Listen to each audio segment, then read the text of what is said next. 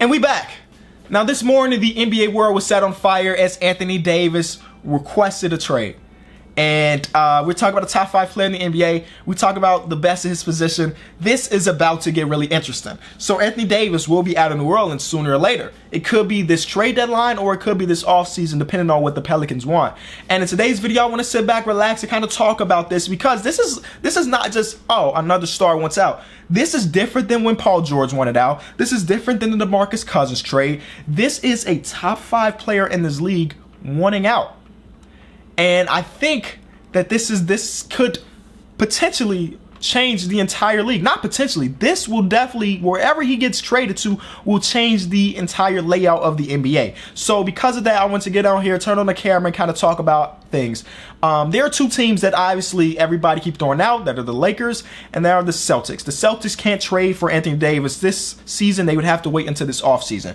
But the reason those 2 teams are brought up is because they have the young talent that maybe the Pelicans would look to get. We talk about players like Lonzo Ball, Kyle Kuzma, Brandon Ingram, 3 promising players from the Lakers, Jaylen Brown, Jason Tatum, Terry Rozier, 3 promising players from the Boston Celtics. So it will make a lot of sense for the Pelicans to want that package or some of those players because, I mean, if Anthony Davis is not good enough to lead your team into contention, then no current player will. So if you take a step back, you try to hit the reset, you get some of these young players, then in a couple of years after they develop, then you're looking at a pretty good team.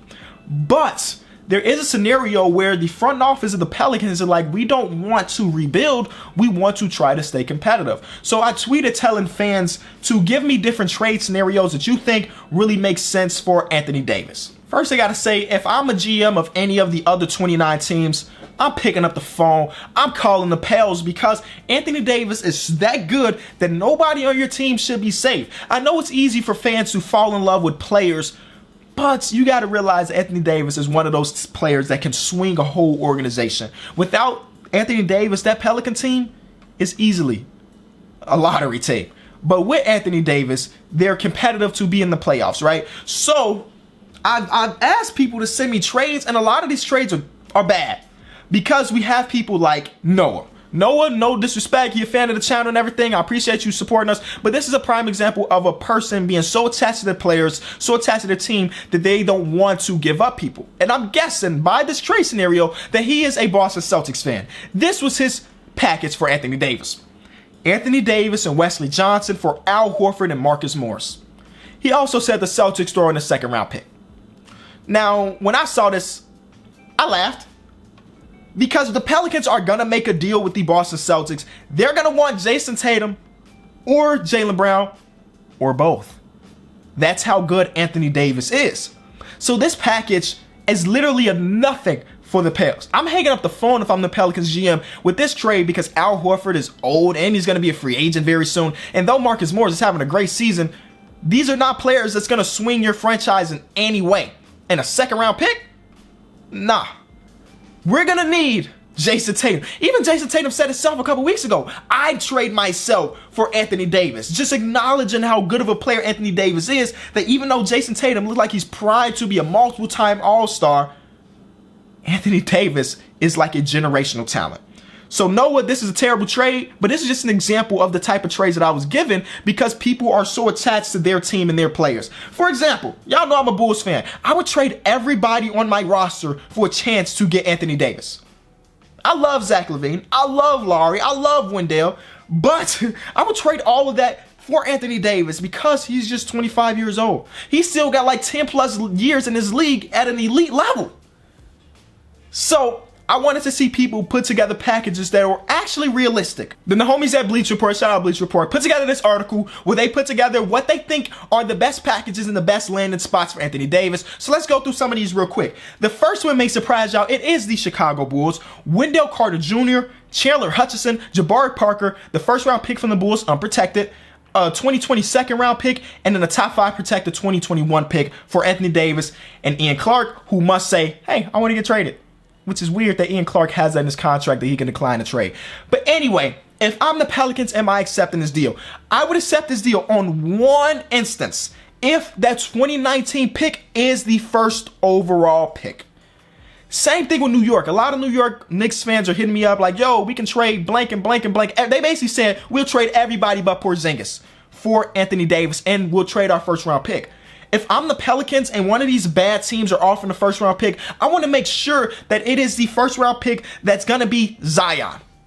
Because all the hype, again, I don't watch much college ball, but I keep up with the highlights and keep up with the articles. All the hype is saying that Zion is about to be a generational player too. So if I'm trading Anthony Davis, who's one of the best in the league, for a first round pick, it better get me Zion. So if that 2019 first round pick is Zion, then I would do this deal. I would do this deal. But if it's not, I'm saying no. Wendell Carter Jr. is solid, and I think he's going to be a very solid NBA player, but I don't ever see him being an all-star, or maybe a lower tier all-star, but being realistic with y'all, Chandler Hutchison is super young. We don't even know. We don't know what he's going to be. Jabari Parker is not going to be on that team next year. So if I'm saying yes to this deal, that is only contingent on that 2019 pick being Zion, and the only way that's possible is if we do this trade this offseason after the NBA lottery. The Lakers. So now we get in somewhere. Lonzo Ball, Kentavious Caldwell-Pope, Brandon Ingram, Kyle Kuzma, Zubac in the first round pick. I'm saying yes to this one. I believe that Kyle Kuzma has the potential to be an all-star. I believe that Lonzo Ball has the potential to be one of the better point guards in the league. And I believe that Brandon Ingram has the potential to be a good player in this league. And then you got Zubac too in the first round pick. This is the prime package. The real question is, do the Lakers want to give up all or 3 of their 4 young pieces? Because we ain't even mentioned Josh Hart earlier. 3 of their 4 young pieces. And if I'm a Lakers fan, I'd be saying yes to this deal. And then lastly, to Toronto Raptors, this is also a very decent deal. I remember OG Anunoby, Pascal Siakam, Valanciunas, DeLon Wright, a first-round pick, top 3 protector for 2021 for Anthony Davis. This will be the Raptors going all in because Kawhi may not resign. But if you have Anthony Davis, Kawhi, you have Kyle Lowry, who's still an all-star, that is a team that could give any team a 7-game series.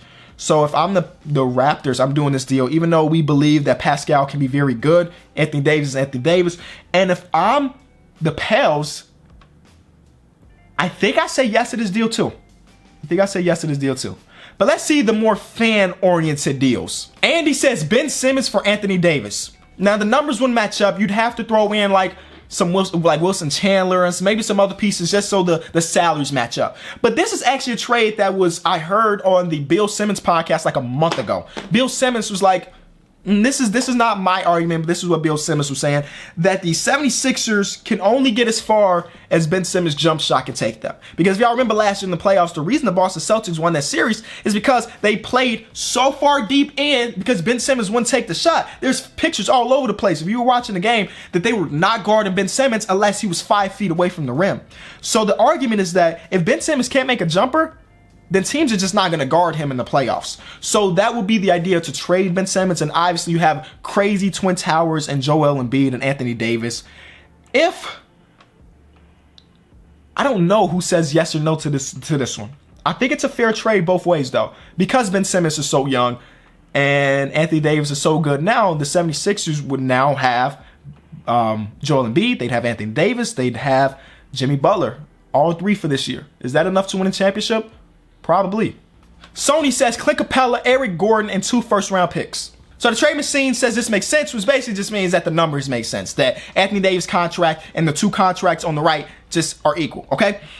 But this is a no deal for me if I'm the Pels. Weren't they offering like 5 first-round picks for Jimmy Butler? If y'all were ever throwing out 5 for Jimmy Butler, I'm gonna need 7 for Anthony Davis. That's just how good he is. And though Clint Capella is super good and he's super young, this just wouldn't be enough. So this is a trade that I saw a lot, and I don't know if people are getting this from some different website or something, but I legitimately saw 6 or 7 people say this one. So it will be Anthony Davis and a 2nd-round pick for John Wall and Otto Porter. Now this again goes down to the situation, what do the Pelicans want? Do they want to try to stay competitive? Because this trade would help them try to stay competitive. John Wall, obviously an all-star caliber player. Otto Porter, though he may be a little bit overpaid, he's good. Right? I know for sure that the numbers won't match up, so let me try to make the numbers match. The Wizards will also have to take like Solomon Hill and Wesley Johnson, which, I mean, if you're getting Anthony Davis in return, I'm sure they'll be okay with taking on 2 bad contracts. But again, it goes down to what the Pelicans want. If they want to try to stay competitive, John Wall, Drew Holiday, Otto Porter, Nico Mirotic, Julius Randle as their starting 5 would be really solid, but they run into the same problem that the current day Pelicans have, is that bench is nothing. Etuan Moore is going to be your best player off the bench. And that's that bench is the reason, in my eyes, that this Pelicans team hasn't been successful this year. So in that case, I wouldn't do this deal by the Pels because you don't get deeper. And if you're gonna stay competitive, you want to stay deeper. And that's one of the reasons why I said that Raptors deal was so okay. It was a decent deal, is because it helps you stay relatively competitive now, but it's also young enough players that they can build for the future as well. And a little bit deeper. DeLon Wright as your backup, that'd be like the best backup point guard they've had in years and years. This Photoshop job is crazy good. I think that's by the Score. I think that's their logo. That's crazy. That is a crazy Photoshop job. Wow. But anyway, thank y'all so much for watching this video. Those are just some of the trade scenarios that people threw out at me or that I saw online. Don't be surprised if there's some team that wasn't even mentioned today try to put together a deal, because that's just how good Anthony Davis is. I think it's going to be super interesting to see if the Pelicans try to trade him now or wait to the offseason. But regardless, let me know in the comment section below what you think is a good trade, or do you agree or disagree with some of the stuff that we saw in this video. This is Vic Kenny. I'll see y'all tomorrow. Peace.